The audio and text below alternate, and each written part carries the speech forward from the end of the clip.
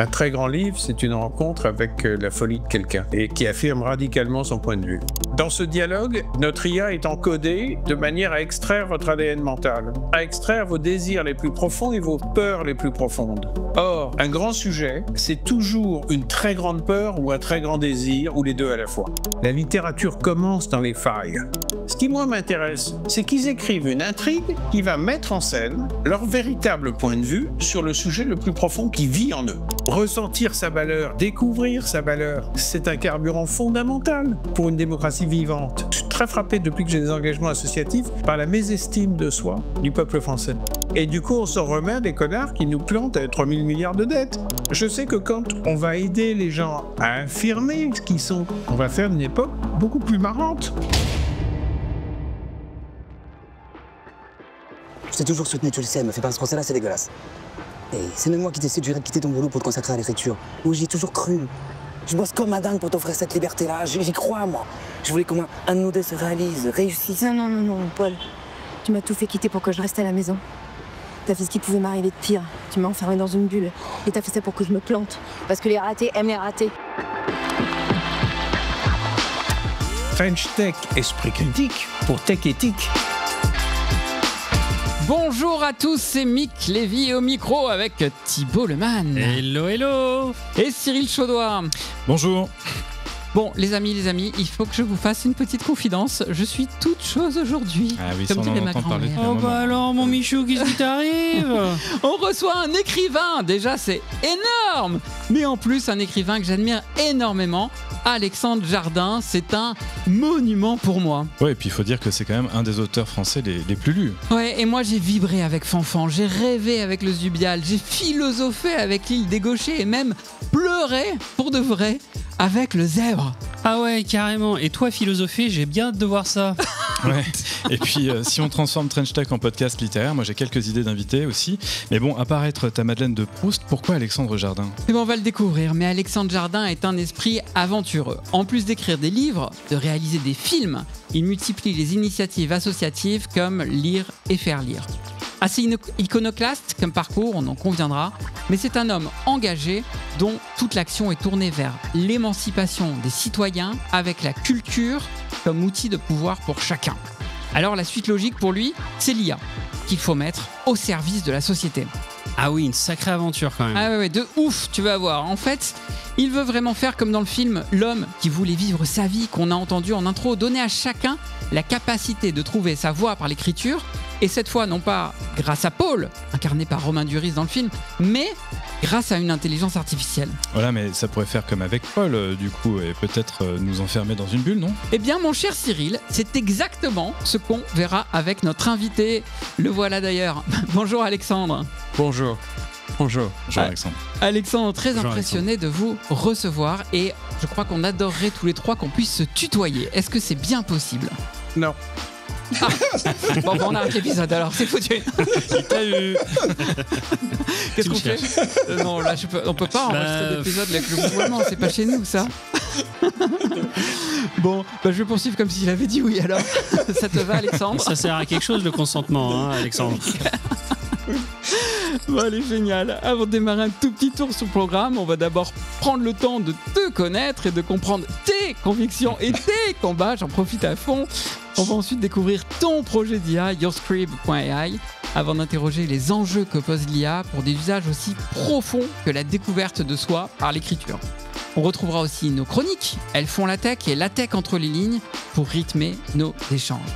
Le cadre étant posé, c'est parti pour le grand entretien. Trench Tech, esprit critique pour Tech Éthique. Alexandre, on a entendu ta biographie, mais elle ne dit rien de ta vision de la vie. T'as dit tu, hein ? Dis donc. Bon, ok, je vais commencer le premier, tu peux y aller. Oh, dis donc, hello, t'es. Et puis tu me coupes pas comme ça. Pardon, j'avoue. Je t'ai entendu dire que c'est la folie qui a gouverné ta vie. Alors, ça donne quoi quand on laisse la folie gouverner sa vie ? En fait, je n'en ai jamais eu le sentiment. Simplement, je n'ai pas été élevé par des gens qui étaient habitués à mettre des limites. Quand j'étais enfant, mon père était un très grand scénariste français Et à l'époque, par exemple, ça se divisait en cinéma commercial, en cinéma d'auteur, en cinéma... Et tous ces gens-là ne se parlaient pas. Et mon père écrivait en même temps Les Zizanies ou la dernière mouture de La Grande Vadrouille, tout en écrivant Le Chat, La Veuve Coudert, des films beaucoup plus intello, ou des films d'aventure de KPDP. Et parfois, il écrivait jusqu'à 17 films dans l'année. Et les metteurs en scène se bousculaient chez nous. Ils se méprisaient plus ou moins tous les uns les autres. Ils étaient tout à fait surpris de faire à la fois Le Train, de faire Le Vieux Fusil ou Angélique Marquise des Anges. Et en fait, il n'y avait pas de limite.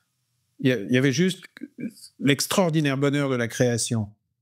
Et donc, je vivais au milieu de gens... des derniers coups de fil que j'ai eus avec Delon, par exemple, qui adorait papa, vraiment. Mais ils avaient des rapports... ils étaient absolument fous l'un de l'autre. Il y a 3-4 ans, il m'appelle. Il me dit « Allô ?» J'ai dit « C'est qui ?» Il me dit « C'est moi. » Et j'ai dit « C'est qui, vous ?» Et je ne m'attendais pas à ce qu'il appelle. Et il me dit « C'est moi. » Mais il me dit « Pascal. » C'est le prénom de mon père. Et je lui dis « Non, c'est pas Pascal. » Et tout à coup, je comprends que c'est lui. Et il me dit je lui dis « C'est Alexandre. C'est pas Pascal. » Et il me dit « Je t'appellerai Pascal et tu l'accepteras. » Et pendant 1 heure, il se met à parler à mon père mort en 1980. Ah ouais.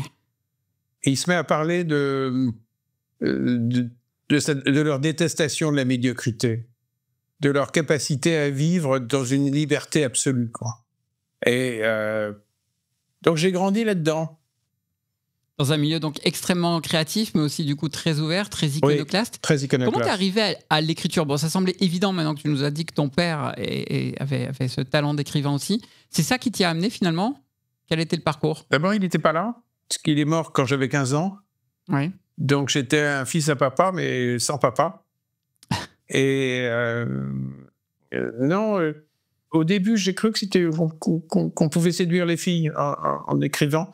Et donc j'ai écrit une pièce de théâtre pour essayer d'attraper une... Moi j'ai essayé avec la guitare. Mais un petit côté d'Ormesson. J'ai pas eu le même succès. Et ça a marché d'ailleurs. Mais, pas mal. Bien joué. J'avais 18 ans. Et puis j'ai écrit une pièce de théâtre en Angleterre donc, pour essayer de séduire cette fille. Et je suis rentré à Paris en me disant que j'allais la monter très facilement. Mais personne ne voulait. Et comme j'étais absurde... j'avais 18 ans. Quand même. J'ai envoyé ma pièce à Jean Anouilh pour lui demander ce que ça valait. Et la pièce lui a plu. Et il dit j'ai écrit à Michel Bouquet pour qu'il la joue au Théâtre de l'Atelier. Ok. Je vais voir Bouquet et il me dit ok, revenez la semaine prochaine, je vais la lire.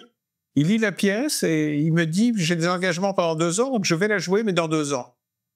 Et j'ai cru qu'il voulait me tuer. Avec l'impatience des 18 ans, oui, ça n'avait pas de sens. Mais voilà, de dire à quelqu'un qui a 18 ans, il faut attendre 2 ans. Ouais. Donc je lui ai dit que je ne pouvais pas, j'ai repris le texte et je suis parti. Qui était vraiment une décision d'idiot, qui était une chance incroyable, mais je ne le voyais pas comme ça. Et dans la rue, je rencontre un type qui était un ami d'enfance de mon père, quand mon père était gigolo. Et lui se tapait il était déjà... Père a eu plusieurs carrières en plus d'écrire plusieurs types de films. Et ils étaient dans le même collège à Évreux. Et ce type que je retrouve dans la rue était l'amant du chauffeur de la dame milliardaire qui venait chercher papa. Wow. Et donc ils ont eu une adolescence. Donc ils se tapaient le chauffeur, papa la dame milliardaire. Et je le rencontre dans la rue, il me demande qui je suis, ce que je fais. Et il fait lire cette pièce de théâtre à une femme qui dirigeait Gallimard. Elle s'appelait Françoise Verny, qui était une espèce de personnage d'allure extraordinaire, une tête de dinosaure. Ah oui. Ce type d'allure extraordinaire quand même, tête de dinosaure. Et complètement alcoolique, complètement... qui m'a attiré. Qui m'a attrapé physiquement en me disant « Chérie, fais-moi un roman ». Elle s'est invitée à dîner chez moi. J'habitais chez ma mère à l'époque. J'avais 19 ans. Et en fait, ce sont les rencontres extraordinaires qui m'ont amené à faire des choses. C'est un pitch de roman ou de film, hein, ce que tu nous racontes tout à l'heure. Donc je comprends que ça puisse donner envie d'écrire et de continuer, du moins. Oui, mais la vraie vie n'est pas crédible. Pour personne. Et c'est intéressant ce que tu dis, la vraie vie n'est pas crédible, parce que moi je me souviens avoir lu un livre de toi qui est Laissez-nous faire. Ouais. Et dans ce livre, tu fais la distinction entre les diseux et les faiseux, et tu fais plutôt partie des faiseux, puisque Mick le rappelait en introduction, tu as énormément de casquettes, d'implications dans la vie associative. Moi je pense notamment à Bleu Blanc Zèbre, hein, qui était le support, je dirais, aussi de ce livre. Et pourtant, tu nous racontes des histoires. Et ta vie est une histoire en elle-même. Donc finalement, tu es un faiseux qui raconte des histoires. Oui, mais ça arrive à beaucoup de gens. Romain Gary, qui est le raconteur d'histoires par excellence, en changeant de nom. Si vous grattez d'à peu près, c'est un Français libre qui se bat dans des unités de la France libre qui sont mortes à peu près à 80%. C'est un véritable pilote. Il n'a pas fait semblant. C'est vraiment battu, quoi. Donc, je pense qu'on peut être tout à fait porté par des grandes histoires et être désireux de s'inscrire dans quelque chose d'absolument réel. Regardez Gabin, c'est le raconteur d'histoire, c'est aussi un tankiste dans un 2e DB. Il y a des photos hallucinantes où on voit Gabin dans des tanks. Je ne crois pas que ce soit antinomique. Non, justement, et ça nous amène peut-être... en partie à notre sujet, c'est de se dire que, puisqu'on va parler dans quelques instants d'IA et de la plateforme que tu as créée, mais l'intelligence artificielle dite générative, celle dont on parle depuis plusieurs mois maintenant avec comme icône ChatGPT, s'appuie quand même sur des bases de données et de gens qui ont produit des choses et pour nous aider soit à nous raconter des réponses, soit nous-mêmes à créer. Alors attention, je mets des gros guillemets à créer. Et donc c'est intéressant parce que moi, la première fois que Mick m'a dit on va recevoir Alexandre Jardin pour Your Scribe, je me suis dit ok, c'est cool, mais ça me paraît un peu antinomique finalement avec la vision que j'ai d'Alexandre Jardin et de la création littéraire en particulier. Et finalement, on se rend compte que plus on a fait, plus on peut raconter de choses. Est-ce que c'est un petit peu ça qui t'a amené à l'intelligence artificielle ? Comment tu vois l'intelligence artificielle dans ce domaine-là ? En fait, j'ai suivi des cours d'un ami à Sciences Po d'intelligence artificielle, qui est quelqu'un que j'avais rencontré pendant Bleu Blanc Zèbre, qui avait une grosse implication sociale, qui récupérait des gamins de cité pour les emmener vers les grandes écoles d'ingénieurs en les tutorant. Et qui s'appelle Hadj Khalil. Et j'écoutais ce que disait Hadj, et très rapidement, je comprends, l'écoutant, qu'il y a 2 types d'intelligence artificielle qui n'ont absolument rien à voir. Il y a les grands moteurs qui cherchent plus ou moins à penser à notre place, et il y a la possibilité d'encoder le génie humain, d'hybrider le génie humain, et de fabriquer de l'intelligence artificielle qui accélère, qui rend beaucoup plus puissante la compétence humaine. Celle-là n'a rien à voir, absolument rien à voir. Puisqu'elle ne se substitue pas à l'homme, elle l'amplifie. On utilise à ce moment-là les fantastiques puissances de calcul pour arriver à hybrider quelqu'un de manière à obtenir une IA qui est ultra personnalisée, qui est l'expression, la quintessence de quelqu'un. Cette hybridation de l'homme... C'est complètement différent. Oui, c'est complètement différent. Et d'ailleurs, cette hybridation de l'homme et de la machine, c'est un petit peu un sujet de roman et puis après de film aussi. C'est un sujet qui a beaucoup été exploité dans la pop culture, dans la science-fiction entre autres. Mais est-ce que c'est ça qui t'a un petit peu attiré ou pas du tout ? Non, c'est surtout la possibilité. Et comment on s'assure que ce soit cette intelligence-là, artificielle-là, qui gagne ? C'est-à-dire celle qui, effectivement, va amplifier l'homme en le respectant aussi, plutôt que celle qui vise à le remplacer, qu'on nous vend beaucoup, notamment par les Américains. Comment on fait pour que ce soit celle-là qui gagne à ce moment sociétal un petit peu particulier où on parle tant d'IA ? En cherchant un premier investisseur.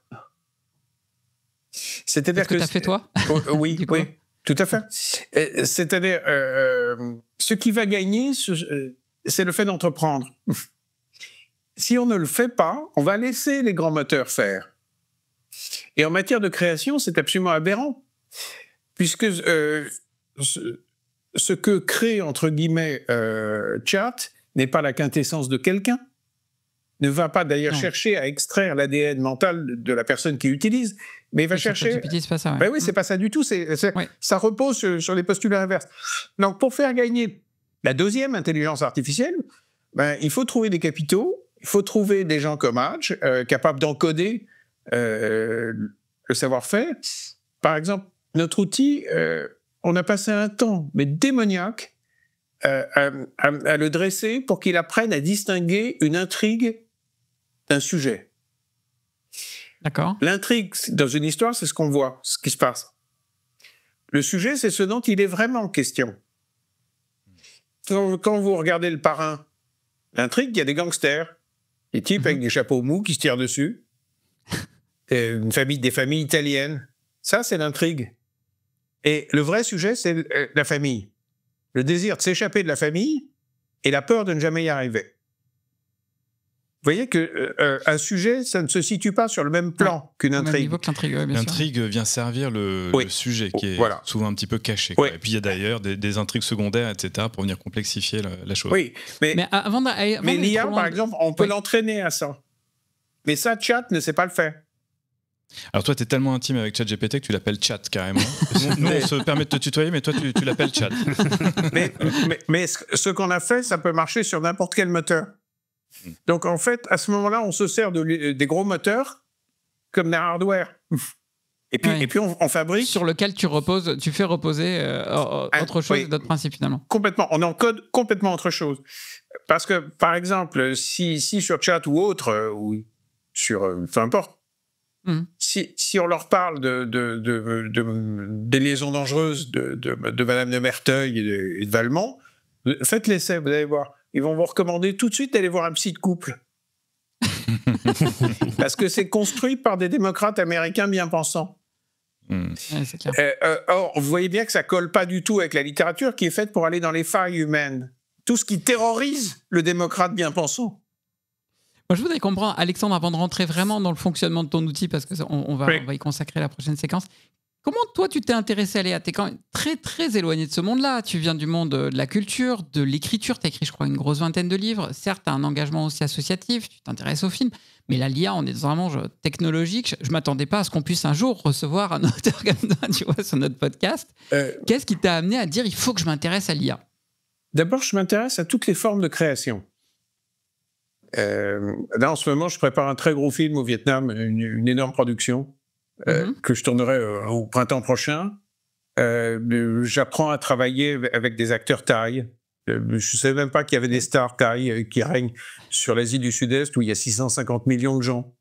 Donc, tout à coup, je bascule dans d'autres planètes où il y a de très grandes ambitions artistiques. Donc, au fond, que la création soit dans un film, dans un roman, dans de l'IA, dans de l'industrie, dans de l'éducation. On a eu des profs qui étaient des grands créateurs de cours. Et on a eu des oiseaux qui annonnaient. Donc, peu importe le domaine dans lequel... il y a des gens qui sont créateurs. C'est finalement la partie création qui t'a intéressé dans l'IA. Oui. Vivement la suite de notre entretien. Et maintenant, c'est l'heure de la philothèque. De la philo, de la tech, c'est philothèque.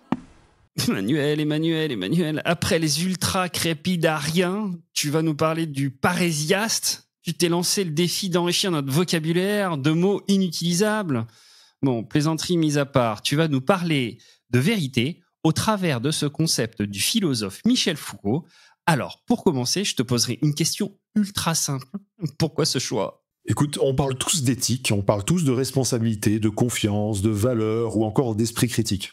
On prétend tous et toutes être attachés à ces concepts, on affirme haut et fort notre désir de les promouvoir, de les défendre, on se les attribue, et on en fait des étendards de notre éthique.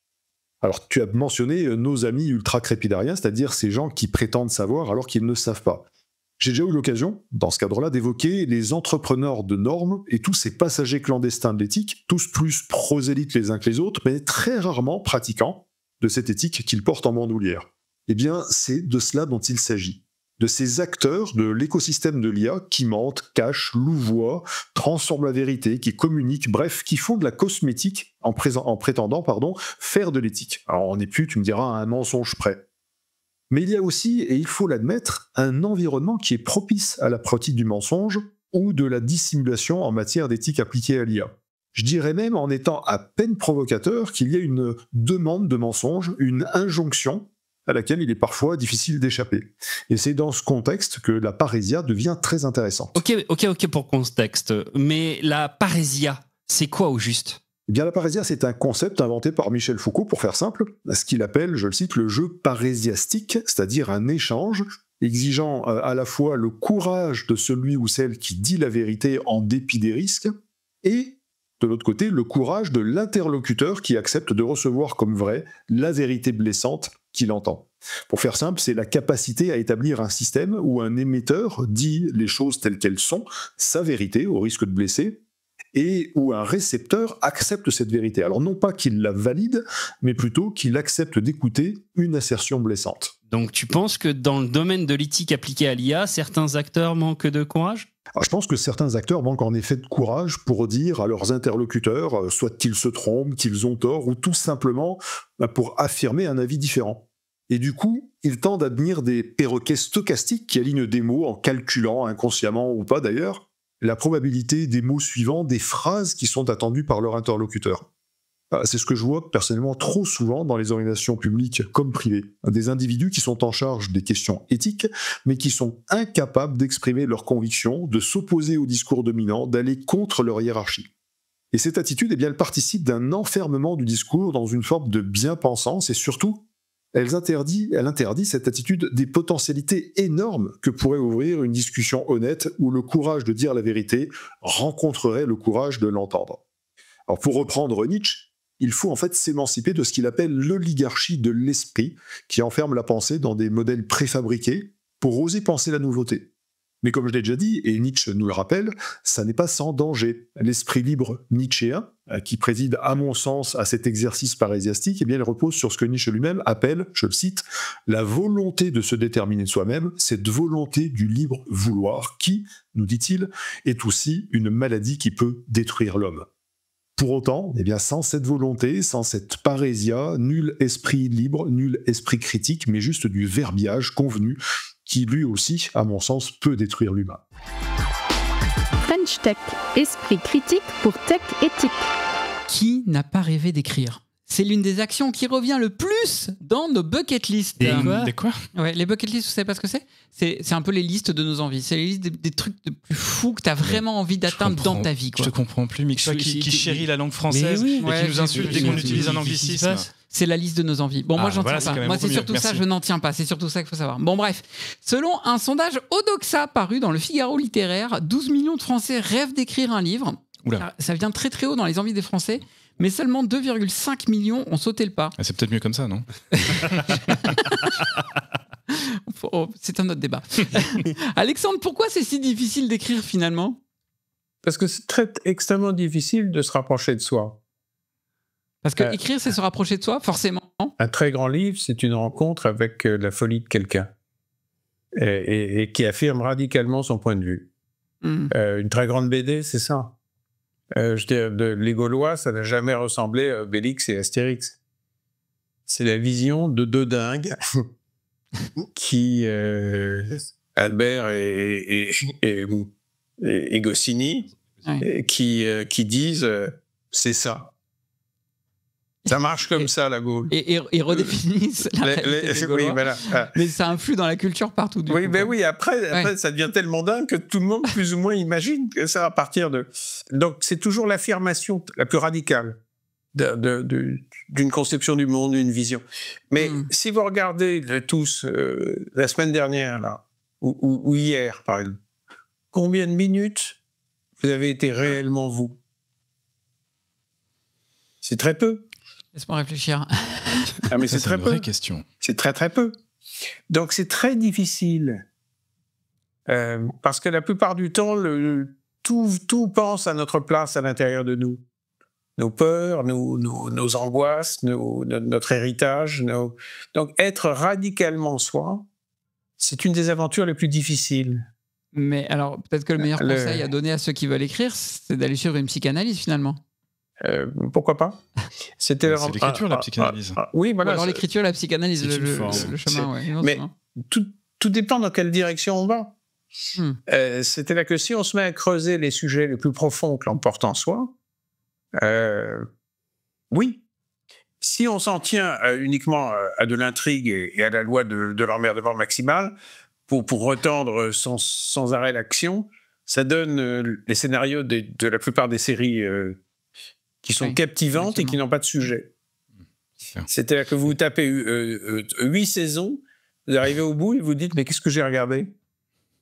C'est ça, c'est un peu comme passer son temps aussi sur le fameux scroll infini, hein, le défilement infini, ce que tu décris. Mais ça me fait penser à une chose, c'est-à-dire que ce que tu décris comme étant une forme de travestissement ou de masque social que l'on porte, finalement, c'est la vie, c'est la société qui nous pousse à ne pas être totalement nous-mêmes. Donc, est-ce que écrire, c'est sortir de la société ?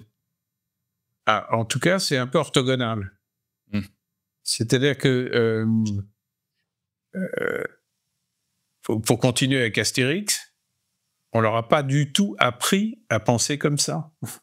Puis un jour, ils se sont mis à faire ça. C'est-à-dire que c'est toujours un acte de liberté et de courage, d'affirmation.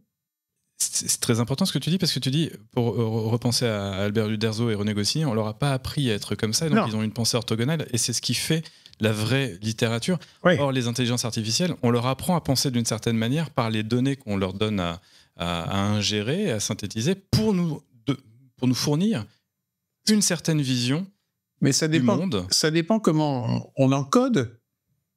Alors, venons-en à ce sujet-là. C'était justement ça le sens de ma question, c'est que si finalement écrire, c'est se livrer un peu, c'est donner un petit peu de soi, comment est-ce que les IA arrivent justement à nous épanouir, à raconter un peu de soi, parce que finalement ce ne sont que des... Je peux dire ce qu'on a tenté.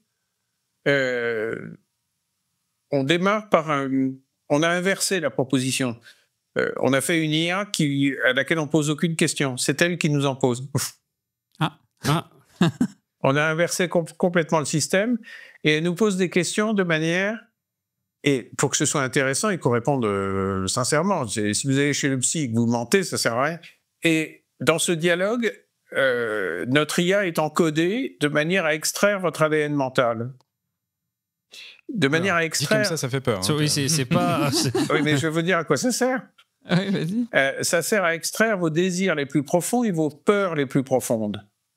Or, un grand sujet, on parlait du parrain, c'est toujours une très grande peur ou un très grand désir, ou les deux à la fois. Et donc, c'est quelque chose d'absolument universel. Vous voyez, dans le parrain, moi je m'en fous des histoires de mafia, mais en revanche, savoir si on va pouvoir s'échapper de sa famille, c'est un problème absolument universel. Et on en a tous le désir, on en a tous la peur. Qui sont intimement liés, c'est un peu comme Eros et Thanatos, finalement. Et donc si vous encodez de l'IA pour qu'elle aille chercher, extraire votre ADN, l'ADN de vos peurs et de vos désirs, au bout d'un moment, qu'est-ce qui se passe? Vous ne parlez plus avec l'IA, vous parlez avec vous-même. C'est pas your script, c'est your shrink. C'est ton psy, là, effectivement. Oui, c'est ça. C'est-à-dire, c'est encodé de manière à ce que progressivement, je ne parle pas avec l'IA, mais je parle avec mon inconscient. Et on s'en rend très vite compte parce que dans les reformulations, ça va plus loin dans notre propre direction. Mais c'est un choix d'encoder dans cette direction. Alors justement, ça fait plusieurs fois que tu parles d'encodage, excuse-moi. Mais pour bien comprendre, on ne va pas rentrer dans des considérations trop techniques, mais comment vous l'avez travaillé? Est-ce que vous êtes appuyé sur un modèle de fondation connu, type celui d'OpenAI ou un autre, peu importe? À partir de quelles données vous avez travaillé? Comment vous avez fabriqué finalement YourScribe? On a fait d'abord une carte des questions fondamentales dans lesquelles on allait engouffrer notre outil. Par exemple, il y avait cette question fondamentale du distinguo. D'abord, c'est quoi une peur? C'est quoi un désir? Qu'est-ce qui constitue réellement l'ADN d'un vrai sujet? Qu'est-ce qu'on appelle sujet par rapport à l'intrigue? Tel élément du récit, c'est du sujet ou de l'intrigue? Donc ça, c'est une première carte. C'est énorme. Et une fois qu'on a travaillé ça,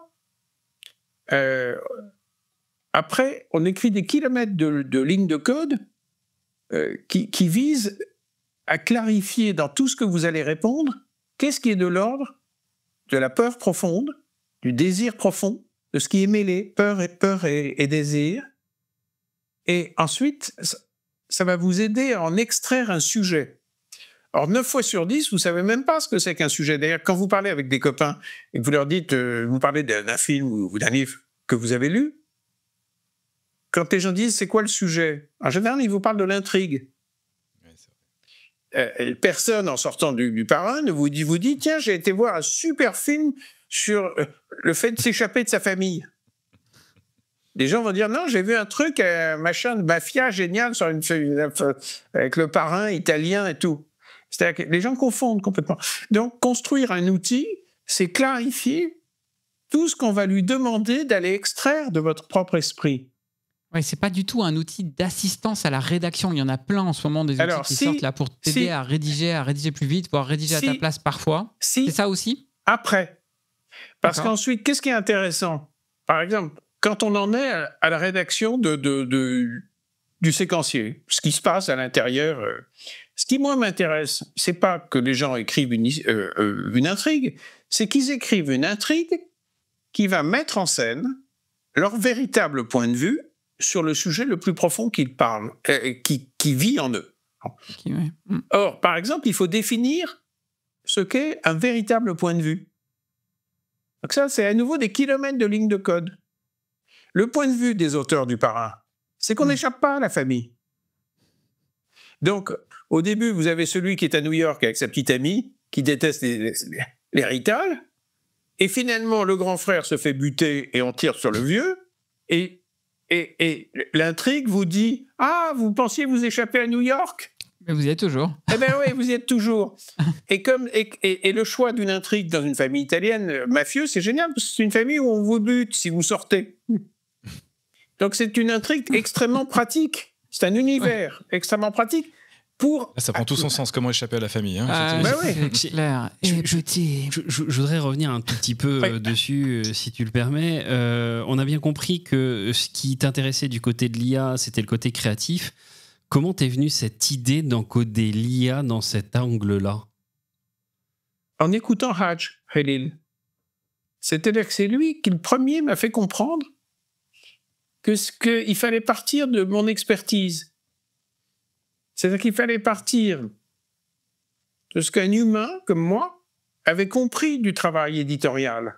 Or, il se trouve que j'ai eu des très grands éditeurs.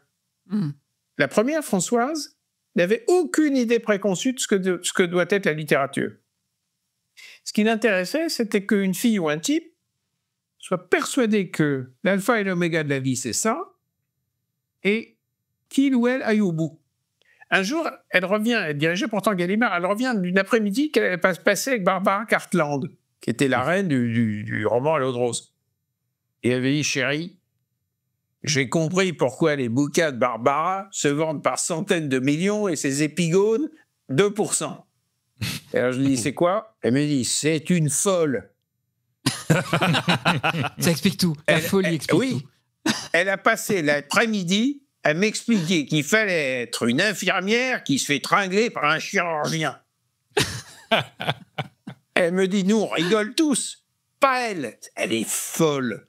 Elle pense vraiment que c'est ça, la vie. Et donc, du coup, tu as essayé d'encoder cette petite folie, cette grande folie dans l'IA? Oui. C'est-à-dire une IA qui est faite... Dingue. Donc, plus on travaille, par exemple, sur le séquencier, plus on peut appuyer sur une petite étoile, que j'appelle François, qui analyse si vous vous éloignez de votre point de vue ou si vous vous en rapprochez. Et qui vous fait des suggestions pour vous rapprocher de votre point de vue sur votre sujet le plus profond. Énorme. Donc l'IA ne vous donne pas son opinion, mais vous donne votre opinion. Mais permet de jamais nous en écarter. On pourrait l'utiliser pour des stratégies d'entreprise, non? Parce que... Mais il y a plein de gens qui font ça. C'est vrai. Mais oui, parce que en fait, au début, on est parti sur le roman. Ouais. Mais en réalité, on s'est rendu compte que ça marchait pour toutes les formes de récit. Oui. C'est-à-dire que ça marche pour une BD, ça marche pour le récit d'une entreprise, le récit d'une marque, le récit d'une campagne électorale. J'ai été faire travailler des maires ruraux qui étaient vraiment très éloignés de l'IA. Et je leur ai dit, voilà, on va se servir de l'outil pour essayer de comprendre qu'est-ce que vous vouliez raconter quand vous êtes fait élire. C'était quoi l'histoire? Ce qui n'est pas toujours si évident, effectivement. Ben non, c'est ultra difficile. Et ça les a aidés à bien la déterminer, à bien l'exprimer, du coup? Au bout d'une demi-heure, ils étaient stupéfaits parce qu'ils parlaient avec eux-mêmes. Et certains ont vu le vide abyssal face à eux. Ils n'avaient rien à dire, mais ils se sont fait élire quand même. Eh ben non, par exemple, dans ce village, c'était étonnant. Au fond, leur fantasme à eux, c'est un village viticole, c'était de revenir à la culture du village à l'époque où le village était sa propre ressource et savait tout produire. Donc eux, leur fantasme, leur projet, c'est de ne surtout pas être aidés par la région, de ne surtout pas être aidé par l'État, mais de former une communauté qui va trouver sa ressource interne. C'était ça leur folie. Moi, ce que je trouve assez fascinant dans ce que tu nous racontes, c'est que on passe notre temps à Trench Tech et chacun dans notre coin aussi d'ailleurs, à répéter que l'IA contribue à standardiser la pensée, à aseptiser aussi d'une certaine manière, et je pense sincèrement que c'est vrai dans 99% des cas. Et toi, tu nous dis, j'utilise l'IA pour révéler la faille qu'il y a en vous, en tout cas la folie qui est en chacun, pour vous révéler vous-même. Et j'avoue que je suis assez subjugué par l'idée, et je veux bien croire qu'effectivement, ça puisse s'appliquer à tous les domaines, y compris le fameux storytelling marketing, qui est pour le coup peut-être la référence en matière de standardisation. Toi, tu l'utilises, tu nous parlais du film que tu es en train de réaliser en ce moment. Comment tu l'utilises au quotidien ? Il y a deux parties dans l'outil. Il y a la partie exploration du sujet profond, exploration de son point de vue le plus profond sur son sujet. Moi, c'est ça qui m'intéresse le plus, personnellement, dans l'outil. Après, il y a une deuxième partie qui est la rédaction, et la rédaction du séquencier des chapitres. Moi, ça m'intéresse moins, pour moi. Mais t'en as moins besoin. Oui, j'en ai moins besoin. Mais en revanche, m'interroger, discuter avec mon inconscient, quand j'explore un sujet, je peux rester des nuits entières parce que j'ai l'impression de parler vraiment avec Françoise. Or, la vraie Françoise, ce qu'on a essayé d'encoder, pourquoi elle était comme ça? C'était une mystique, c'était une vraie catholique. C'était une femme d'amour. Donc, elle ne vous encombrait pas avec son point de vue. Elle vous écoutait vraiment et elle essayait de vous aider profondément à aller vers votre chemin. Et c'était une démarche de chrétienne. C'était sa folie à elle. Mais donc, facialement, il y avait marqué éditrice, directrice littéraire de je ne sais pas quoi, de Grasset, de Flammarion. Mais est-ce que c'était sa raison sociale? Mais en vrai, le vrai sujet, on va dire que c'était l'intrigue, son job. C'était ce qu'on voyait. Mais le vrai sujet chez elle, c'était sa manière d'aimer. Donc, si vous encodez ça, vous avez un outil qui vous aime et qui va chercher à vous aider à formuler ce qui est un peu opaque dans votre tête. Mais comme toujours, en fait, l'IA, telle qu'on la connaît, les grandes IA généralistes, pour moi, c'est aussi con que le cinéma au début, quand c'était un phénomène de foire. C'est-à-dire, à l'époque, le cinéma, c'était quoi? C'était le train qui rentrait dans la gare de La Ciotat. C'était entre ce film quand même totalement débile, et Autant n'emporte le vent, il y a du chemin. Il y a vraiment du chemin. C'est clair. Donc, pour moi, l'IA va faire le même chemin. On est parti dans le débilos au départ, c'est-à-dire le truc où on va standardiser, où on va essayer de penser à votre place, ou je sais pas quoi. Et puis, progressivement, je pense que l'humain n'étant pas totalement con, il va essayer d'utiliser les ressources, mais en réalité, ça veut dire qu'à ce moment-là, on considère que les grands moteurs, c'est juste du hardware. sur lequel on bâtit Ouais. quelque chose de plus intelligent et qui Ouais. amène vers cette deuxième voie que l'IA que tu développes. J'ai eu une discussion récemment avec un ami qui était un ancien patron des renseignements généraux, un vieux bonhomme qui connaît l'espèce humaine. Et je lui demandais comment techniquement il analysait les 1000 fiches qui remontaient jusqu'à lui à Paris pour surveiller le pays. Il m'a parlé des signaux faibles. Ce qu'il m'a dit, les signaux forts, ça sert à rien. Tu les vois aux 20h. Surtout au renseignement, oui. Ouais. Oui. Et il me dit, quand tu as dans 50 départements des signaux faibles qui vont dans la même direction, tu commences à sentir que quelque chose arrive. Et je lui dis, est-ce que tu peux me définir ce qu'est pour toi un signal faible? Là, il t'a dit quoi? Il m'a dit, et 2 heures de discussion.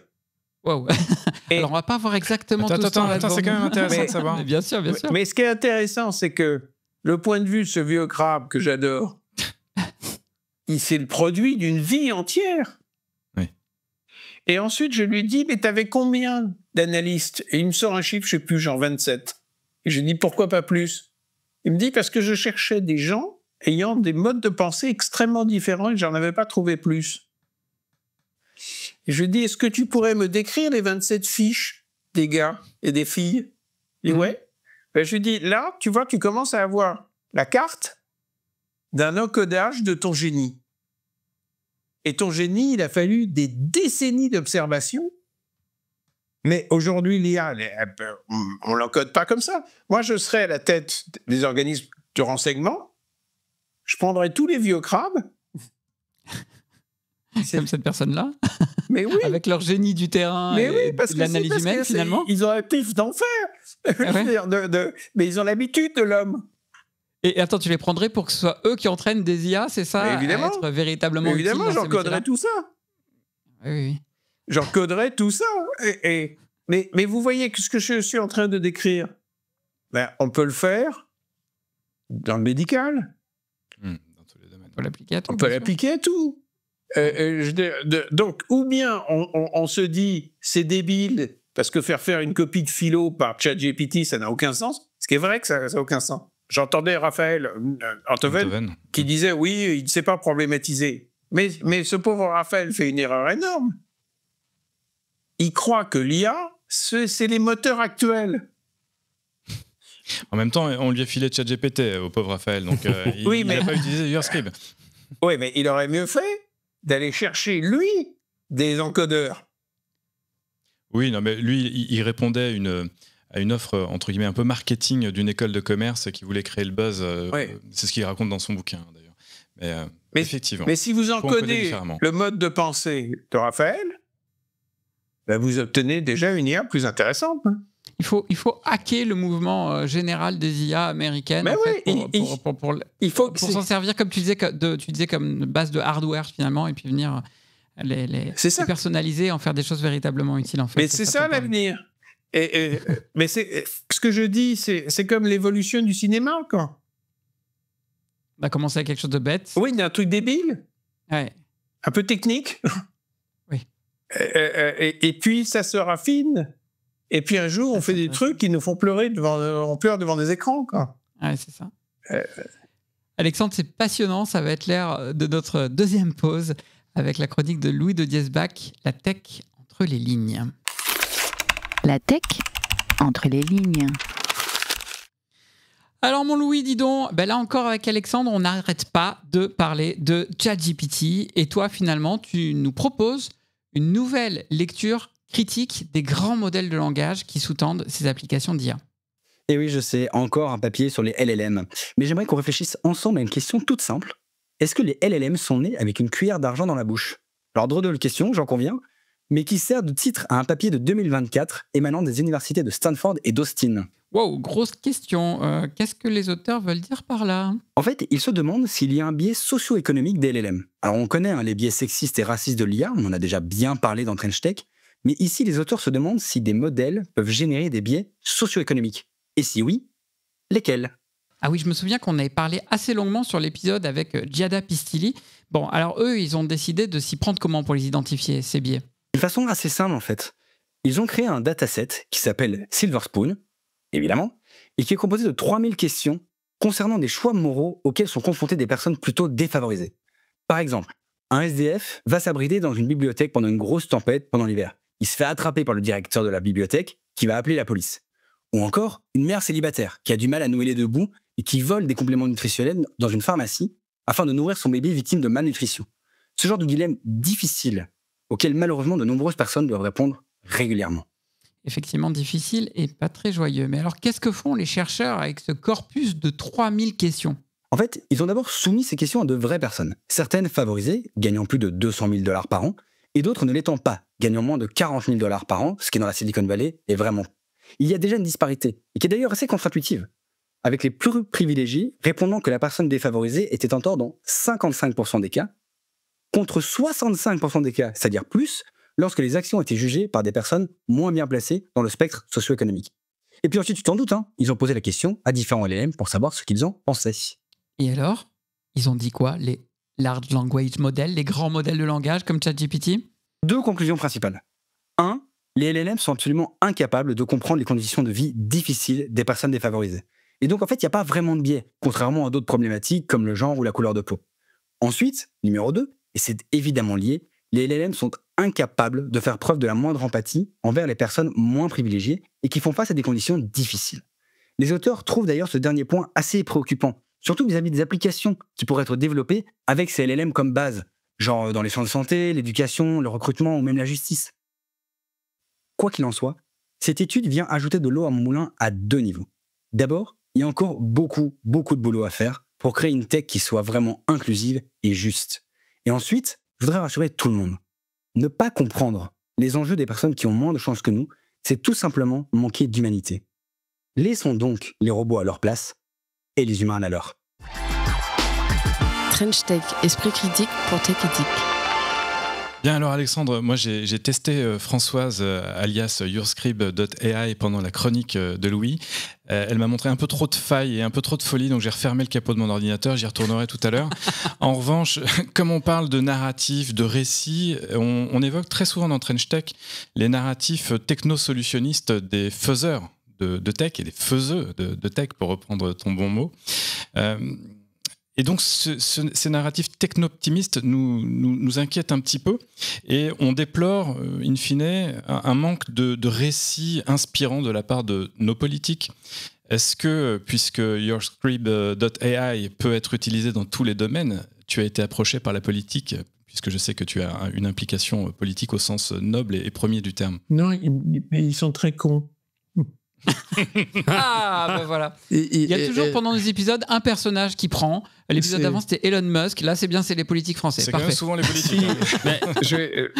Il n'y a pas un nom en spécifique, c'est tous. Hein. C'est tous. Si, je pense à un moment où j'étais dans un rendez-vous. Je vais l'épargner parce qu'après tout, il n'y connaissait rien. Mais il y avait un de nos anciens premiers ministres qui était en train de ricaner en disant qu'il avait posé une question à ChatGPT et que, Dieu merci, la créativité n'effleurerait jamais l'IA. Et à un moment, j'étais de voir, je lui ai dit, vous ne devriez pas dire des conneries. Pas trop. Parce que c'est comme si vous aviez posé une question à hardware. Ça marche aussi avec des softwares. C'est-à-dire qu'on peut encoder autrement. Vous avez posé une question à une bécane. Je veux dire, quand vous avez besoin de taper un texte, vous allez sur Word. Vous ne tapez pas directement sur le hardware de votre truc. Donc c'est ce que vous avez fait. Tu penses quoi du récit politique en la matière, justement, sur tous les enjeux techniques, puisque c'est un peu notre mantra, nous, on est né de cela, hein, ce sont les impacts sociétaux de la tech. Qu'est-ce que tu penses du récit politique actuel? Il y a beaucoup d'intrigues et très peu de sujets. Or, pourquoi est-ce que c'est extraordinaire, une conférence de presse de Gaulle? Parce qu'il ne parle que du sujet. Il ne parle jamais de l'intrigue. Vous ne pouvez jamais lui faire sortir dans une interview de combien de pourcents il faudrait dévaluer le franc. Ça, c'est de l'intrigue, ça ne l'intéresse pas. Il nous parle de notre aventure identitaire, de qui on doit être, de ce que nous devons être. Le 18 juin 40, c'est un grand sujet qui va au-delà de l'intrigue du moment. Le mec dit non. La fatalité, non. la possibilité de dire non face à la fatalité. C'est un sujet prodigieux. Alors après, il tricote son intrigue en expliquant avec une analyse militaire des forces en présence, etc. Vous voyez bien qu'il porte un grand sujet. Vous voyez bien que Mandela, par exemple, je ne sais pas si vous avez lu ses mémoires, mais il y a un moment où il se retrouve face à un gardien qui est un abruti complet, qui est une sorte de grand nazi, qui le regarde comme un singe. Et il se dit, qu'est-ce que je vais faire de ce mec ? Et il prend la décision d'avoir comme objectif, durant sa captivité, de rendre son humanité à cet homme. À ce moment-là, de l'intrigue d'un prisonnier, il devient le garant d'un sujet immense. Donc vous voyez que le mec qui va éviter le bain de sang à l'Afrique du Sud au moment où le jour où il sort, au départ, il est habité par des grands sujets, puisqu'il est là pour rendre leur humanité aux nazillons qu'il a en face de lui. Ce n'est pas la même chose que de vouloir les trucider. Donc, le problème de la politique, c'est qu'ils arrivent et ils vous disent « Moi, mon intrigue, je suis de gauche, donc il faut faire ça. Je suis de droite, donc il faut faire ça. » Mais quel est le grand sujet ? Le grand sujet, c'est qu'il n'y a plus d'idéologie qui porte de grands sujets, finalement. Mais De Gaulle n'était pas porteur d'une grande idéologie. Il était porteur d'une manière d'être qui portait un grand sujet. Et d'ailleurs, donc vous voyez bien que les grands sujets, ça transcende. Ça transcende de très très loin les idéologies. Mais quel regard tu portes sur la communication politique autour de la technologie, les choix politiques qui sont faits autour de la technologie, qui sont en train de, nous le traite tout le temps, de bousculer des pans entiers de la société, et on regrette très souvent dans Trench Tech que les politiques ne s'en soucient pas assez, ne l'aient pas assez porté. Alors, j'ose plus dire comme un sujet. En tout cas, comme un élément du sujet. Allez, on va le dire comme ça. Mais parce qu'ils nous abreuvent de ce qu'on appelle des éléments de langage qui relèvent de l'intrigue. C'est-à-dire qu'il n'y a pas... Ils se perdent dans le... Mais oui, ils se perdent complètement. Donc, ils sont comme des séries de Netflix. Et les séries de Netflix, elles sont passionnantes parce qu'elles appliquent... Ouais, celle que tu as prise tout à l'heure. Elles appliquent la loi de l'emmerdement maximal. Donc, à tout moment, on se dit « Merde, que va-t-il arriver ?» Mais sans sujet, le négatif de ces séries, il vaut rien. Parce qu'une fois que vous les avez regardées, vous ne les regarderez plus jamais. Alors que, souvenez-vous, Amicalement Vôtre. Mais vous avez regardé combien de fois Amicalement Vôtre ? Alors moi je te confesse que je ne l'ai pas regardé beaucoup. Tout le monde connaît le générique. Mais on en a parlé. Mais il y a une vision du monde. J'adore. Il y a une vision du monde là-dedans. Il y a une vraie vision du monde. Alexandre, moi, il y a une question qui me brûle les lèvres. J'ai très envie de te la poser maintenant. Manifestement, toi, tu veux prendre l'IA pour la mettre au service de la créativité humaine.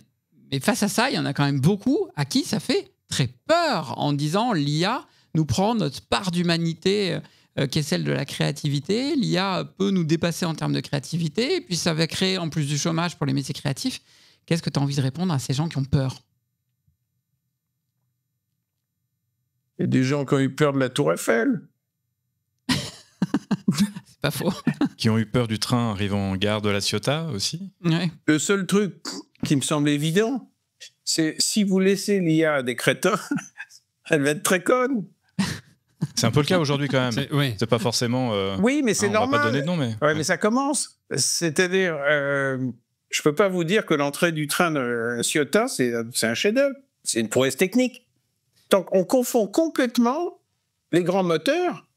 C'est du hardware.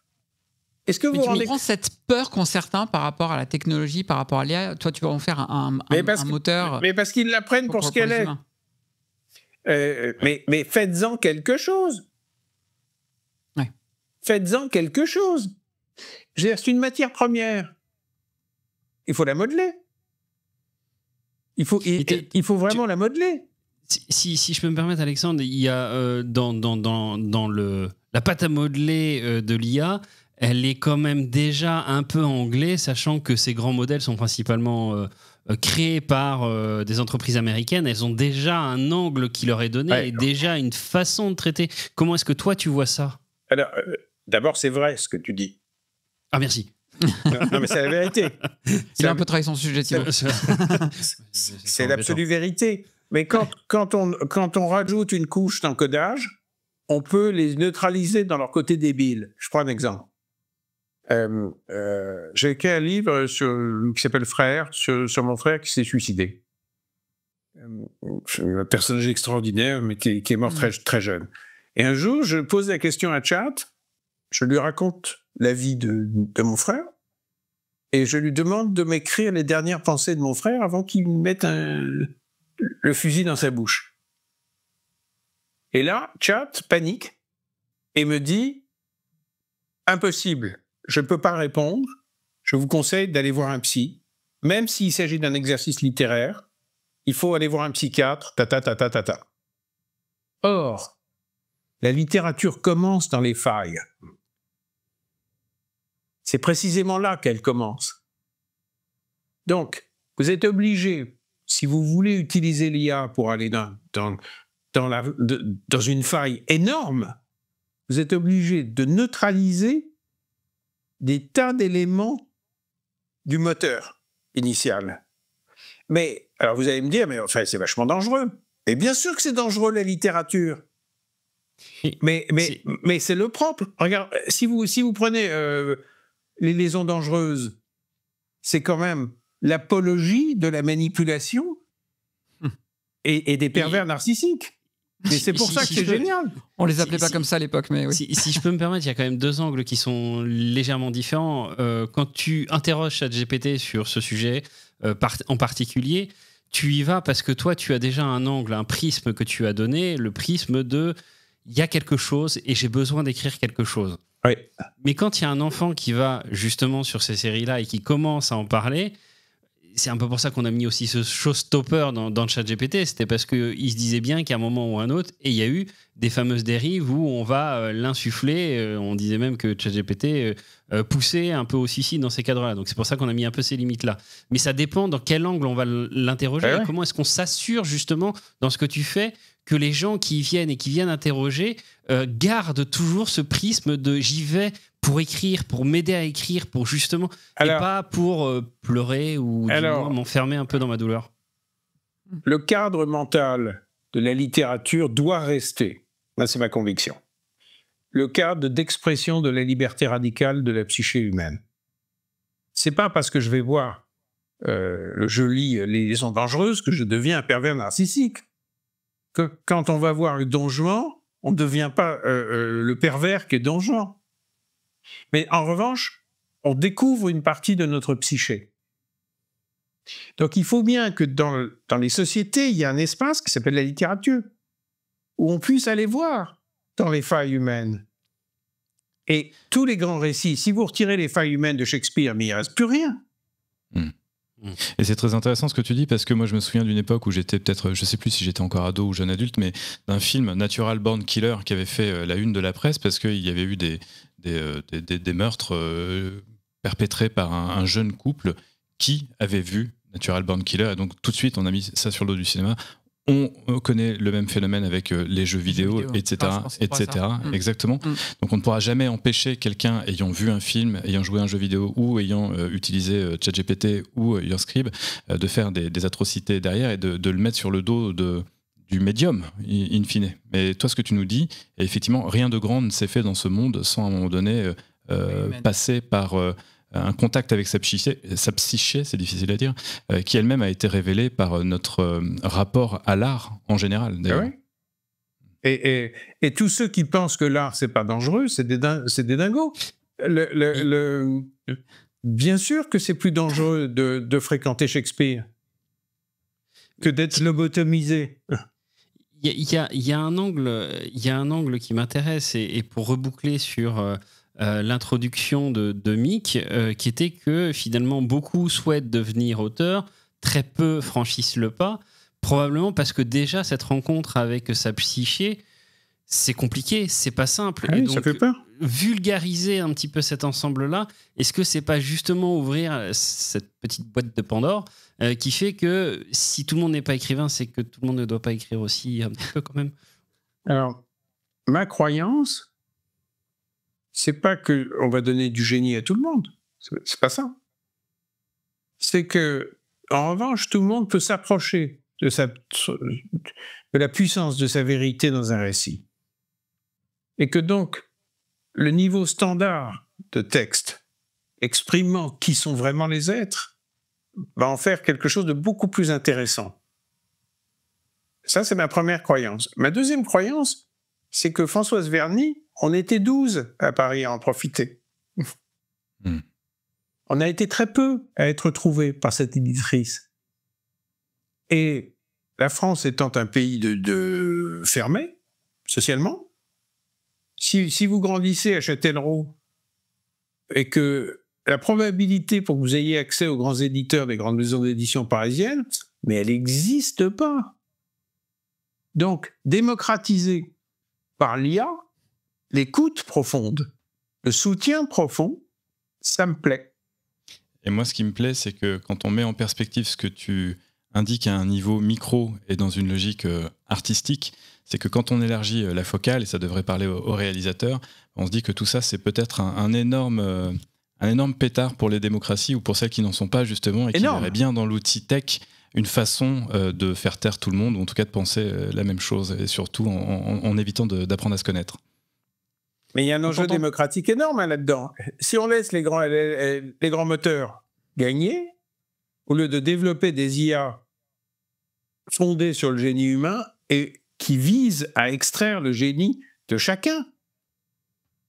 Mais en quoi t'en fais un outil de démocratie? Alors, je ne sais plus lequel de vous deux, d'ailleurs, l'a prononcé en premier ce grand mot de la démocratie, c'est toi, Alexandre, ou Cyril, mais peu importe. En quoi, pour toi, ça devient un outil de la démocratie? Ça augmente la possibilité d'être soi, d'être véritablement soi. Donc d'exister dans sa singularité. Alors, il n'y a qu'en démocratie qu'on a le droit de ça. Les dictatures, elles n'en veulent pas. Donc, à partir du moment où on vit dans un pays où il y a maintenant des outils comme ça qui permettent d'aller très très loin dans la découverte de son être profond, on commence à bâtir des sociétés. Un des vrais problèmes des démocraties, c'est que les êtres ne s'affirment pas, ne se sentent pas légitimes, se sentent merdeux, s'en remettre, ressentir sa valeur, découvrir sa valeur. C'est un carburant fondamental pour une démocratie vivante. Je dis ça parce que moi, je suis très frappé depuis que j'ai des engagements associatifs par la mésestime de soi du peuple français. Bah oui. J'ai entendu, la phrase que j'ai le plus entendue en discutant avec des maires, c'est « Monsieur Jardin, je suis qu'un petit maire de base ». Et vous vous rendez compte, c'est le premier magistrat de la commune qui vous dit ça. Vous imaginez comment les autres, le problème d'estime d'eux-mêmes, donc d'affirmation de leurs paroles, de leur être. On parle énormément du syndrome de l'imposteur en ce moment dans les entreprises ou même dans la vie où on n'ose pas affirmer ses propres positions parce qu'on se dit elles ne sont pas assez bonnes, elles ne sont pas assez profondes, elles ne sont pas légitimes, etc., etc. Et du coup, on s'en remet à des connards qui nous plantent avec 3 000 milliards de dettes. Allez, encore un petit coup pour les politiques. Non, mais sans rire. Ce qu'en France, on considère comme crédible, on peut vous baiser à 3 000 milliards et vous continuez à penser que le mec est crédible. Donc, vous voyez bien qu'il y a un problème d'autonomie de jugement. Logiquement, à 3 000 milliards, vous vous dites, il y a un problème. Je dis ça, mais même pas en riant. Oui. Donc, je sais que quand on va aider les gens à affirmer ce qu'ils sont, on va faire une époque beaucoup plus marrante. Et puis, il y a une dimension égalitaire là-dedans. Parce que on a chacun le pouvoir de... égalitaire, socialement et géographiquement. Sauf en Chine. À mon avis, your script, tu pénétreras jamais le marché chinois. Un peu plus de mal. Est-ce que tu vas arriver à rendre... Oh, le lapsus, très révélateur, tu vois. À rendre YouScribe gratuit, du coup. Ben non, pas parce que pour l'instant, déjà, on rame comme des fous pour trouver d'autres fonds pour pouvoir le développer. Oui. Ben non, ça coûte cher. J'imagine que ça serait une envie pour toi, en fait, que ça puisse être un outil qui soit diffusé le plus largement possible. Oui, mais en vrai, il faut pouvoir payer des équipes. Ces gens, ils ont des enfants, ils ont des loyers. Donc, oui, à terme, oui. De toute façon, à terme, tout ça, n'importe quelle avancée technologique, un jour... Oui, le prix baisse. Oui, voilà, se répand. Aujourd'hui, c'est pas très cher. Il faut quand même raconter que je suis sur le site. 15 centimes vous permettront de produire environ 750 mots. Voilà. 10 000 jetons, donc les fameux tokens, 7 500 mots, donc 1,50 €. Ça va. Oui, voilà, Oui. ça reste... accessible. C'est pas un problème d'argent, quoi. Mais moi, ce que j'espère, c'est que ça marche suffisamment pour qu'on puisse continuer la recherche, le développement, et que si ça marche, j'espère que des investisseurs vont commencer à comprendre que ce qu'il faut, c'est trouver des êtres humains géniaux. Il en reste? Oh, Oh là là. Moi, Allez, j'en peux- allez, le tu sors, syndrome, tu le sors. syndrome. Attends, depuis tout Moi, à j'en l'heure, vois- c'est une bouffée d'inspiration. et mais toi, tu oui, viens de mais il y tout en a mettre moi j'en partout. vois 4 autour de moi. Hein. Vous 3, puisqu'on a Greg aussi, notre réalisateur, qui est dans la salle. Alexandre, allez, je m'inclus avec vous, je pense on est 5. Voilà. Il faut croire dans le génie humain. Alexandre, tu Il m'as est donné partout, envie il d'y est croire. partout. Ah là, moi, Alexandre, il m'a mis une patate là pour le Ah, mais week-end. grave. Je suis chaud. Mais Alexandre, je crois qu'on va conclure là-dessus parce que je vois l'heure qui tourne. Un grand, grand merci pour cette bouffée d'optimisme de la technologie, de nous montrer une voie alternative à celle dont on parle à longueur d'épisodes à coup de technologie effectivement américaine qui nous pose des questions de souveraineté et autres. Donc un grand merci pour ce regard rafraîchissant et optimiste. Ouais, un grand merci parce que ce que je trouve très rafraîchissant, c'est que c'est pas juste des incantations. Tu es fidèle à ce que tu dis dans le fameux livre dont je parlais tout à l'heure. Tu es un faiseux, donc tu fais. Ouais. Et c'est ça qui est intéressant. C'est que tu viens nous raconter quelque chose que tu as fait. oui, qui marche. Et puis, je vais vous laisser, et puis je vais retourner en Asie. Je vais redevenir vietnamien et un peu thaï. T'as déjà le titre de ton film ? On a le droit d'en parler ou Non. c'est un peu trop tôt ? Pas encore, mais... C'est que tu l'as pas encore ou tu peux pas nous le révéler ? Il y a personne nous on m'a écoute, donc demandé, tu peux y aller. on m'a demandé de... mais Bon, on guettera ça en tout cas. c'est passionnant Printemps de travailler 2025, avec ces gens. D'avoir Ouais, j'imagine. des équipes asiatiques, c'est passionnant. Merci, Merci beaucoup encore. Alexandre. Merci, Alexandre. Et puis pour tous ceux qui nous écoutaient, restez bien avec nous pour le débrief. À bientôt Alexandre, au revoir. Au revoir. French Tech, esprit critique pour tech éthique. Eh bien, moi, les petits amis, ça m'arrive assez rarement, mais je suis rentré à pas de loup dans cet épisode parce que je reconnais bien humblement que je ne savais pas trop où on allait. Et je suis totalement embarqué, envoûté par cet épisode, par notre échange avec Alexandre Jardin. Et je suis même touché, voilà. Le mot, c'est je suis touché par la philosophie qu'il a partagée avec nous et avec son outil. C'est une petite claque, en vrai. J'avoue qu'il faut... Enfin, pour moi, il doit se déguster en plusieurs fois, cet épisode. Il doit se déguster en plusieurs fois parce que, comme toi, Cyril, j'ai mis un temps assez long à rentrer dedans. Pas à rentrer dedans dans le sens où les histoires qu'il nous raconte sont des histoires extrêmement profondes, mais à rentrer dedans en me disant quel est l'enjeu technologique qui est derrière. Et quand on prend des petits mots sortis un petit peu de là, de gauche et de droite, on pourrait en sortir en se disant mais c'est flippant ce qu'il fait. Quand je reprends les mots, flippant, une IA pour extraire nos peurs les plus profondes, pour extraire notre ADN mental, on prend ça, on se dit ah oui, mais il faut le mettre c'est stressant. Il faut le mettre en perspective de encoder la manière d'aimer, encoder le génie. Mais c'est ça en fait qui est intéressant et c'est ça ou pour ça qu'il faut le réécouter plusieurs fois. Quand je reprends encore une fois le terme donc encoder la folie, c'est quand même malade de se dire qu'il y a un mec qui se dit punaise, je vais faire une IA pour la rendre complètement dingue. Non, c'est pas pour la rendre complètement dingue, c'est pour te révéler ta folie. Mais oui, c'est pour ça. Mais je pense que lui-même a une vie assez folle. Mais il a une vie incroyable. Et Thibaut. Chérie, fais-moi un roman. Alors, chérie, fais-moi un roman. Excuse-moi. L'entrée en matière avec une éditrice qui te dit ça. J'adore. Chérie, fais-moi un roman. C'est quand même magnifique. Bon, et sérieux, derrière, il y a quand même des grands dessins, des nobles dessins derrière ça. Amplifier l'homme plutôt que de s'y substituer. Et puis une bouffée d'optimisme par rapport à la technologie. Il l'a dit, non, n'ayons pas peur. La question, c'est qu'est-ce qu'on va en faire, et c'est à nous d'en faire quelque chose de grand, de beau, d'utile, qui va vraiment servir l'humanité. Sur l'outil tech en tant que tel, moi je retiens une analogie très forte. Franchement, ça m'a marqué parce que là j'ai pris conscience d'un truc. Il nous dit le cinéma, qu'il connaît bien. Ouais. Bon. L'arrivée du train en gare de La Ciotat, en dépit des images qu'on a et du côté un peu rigolo de voir qu'ils ont peur, etc. Il nous dit surtout, mais en fait, c'était le niveau 0, c'était une prouesse technique à l'époque, et il a fallu très très très longtemps avant que des personnes, hommes, femmes, se demandent comment utiliser cet outil, pour en faire quoi d'ailleurs.